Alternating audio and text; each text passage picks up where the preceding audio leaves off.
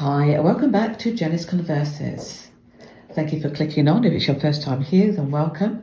And if you've been here before, then welcome back. Today, the topic is on anger and explaining secondary emotions of anger.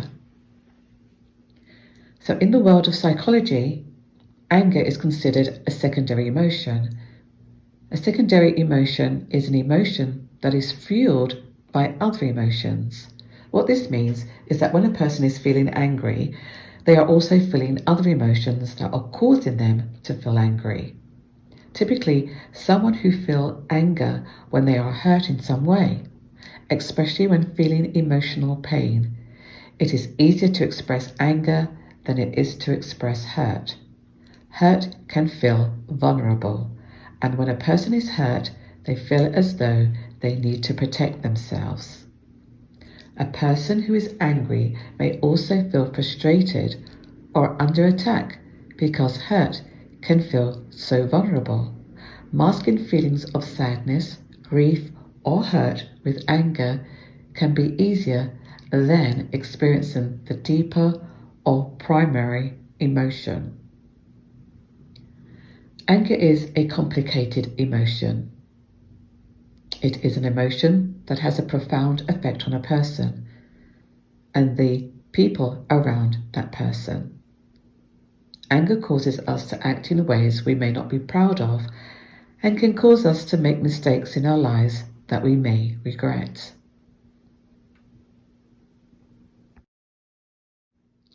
When you do not understand your anger or how to control your anger, it can be hard to not act out in destructive ways. Without proper emotional regulation skills, anger can cause us to act out in rage, which is the behavior that comes from anger. Rage is a powerful force and can be very destructive and painful for you and the people around you. It typically makes difficult situations worse and causes a great deal of unrest in your life. So, what are the signs that have anger issues? There are several bodily signs of anger.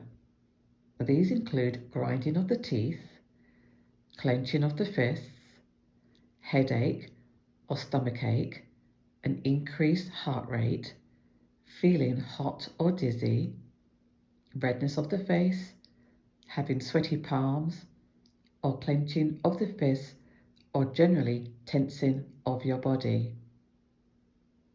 Try to set feelings of anger aside. There are common emotions that trigger anger. It can be difficult to actually feel and come to terms with primary emotions that are tough to deal with. Emotions like grief, sadness, loss, embarrassment, and uncertainty are all difficult to feel. They are especially difficult when we feel them often or when there is no certain and quick resolutions to help you feel better. Instead of feeling the more difficult primary emotions, we often turn to anger. Anger is easier to feel and to express and is a very effective means to distract us from the pain that we feel inside. Frustration is another primary emotion that can cause anger. Frustration can be felt while a person is also feeling helpless and out of control. This feeling of helplessness and frustration causes our mood to bubble, eventually causing anger.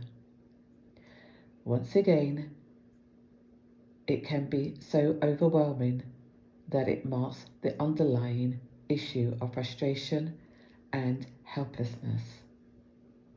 Often, when people feel angry because they are frustrated, they will act out in ways that may not be healthy but feel good in the moment.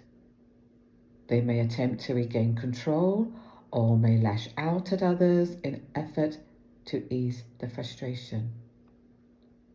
Anger is also a common symptom of depression. When a person is depressed, they are overwhelmed with depressed feelings and emotions. Depression causes a lot of stress and makes even the simplest of tasks unbearable. Though feeling overwhelmed, a depressed person will experience irritability, which will often progress into anger. Depression also causes a great deal of negative thoughts, which results in a negative attitude. This will cause outbursts of anger and rage, as a person who is depressed is often not aware of their actions and behaviors, nor do they understand how to fix them. So here is a very simple way of dealing with your anger. And these are the benefits to journaling for anger management. And while it is completely normal to feel anger, it is important to pay attention to how we respond to that anger. For many, the response to anger is an impulsive outburst. These impulsive behaviors often affect relationships. Journaling these angry feelings prevents these impulsive behaviors. It slows down the entire anger process and gives you more time to deal with the feelings in an emotionally healthy way. Putting these angry feelings into words on paper helps to take the sting out of the initial feelings. It keeps the anger from growing. This is because when you put these feelings on paper, it often helps you to understand the reasons behind the anger, such as jealousy, guilt, etc. And from there, you can process it. When you are just letting the feelings overcome you, you are not seeing the feelings behind it, just the overwhelming emotions themselves and how they make you feel. You simply can't go wrong when you start journaling. The world of journaling knows no judgment. Your journal is for you to read, for your eyes only. You don't have to worry about saying something wrong or offending someone. These words are for you.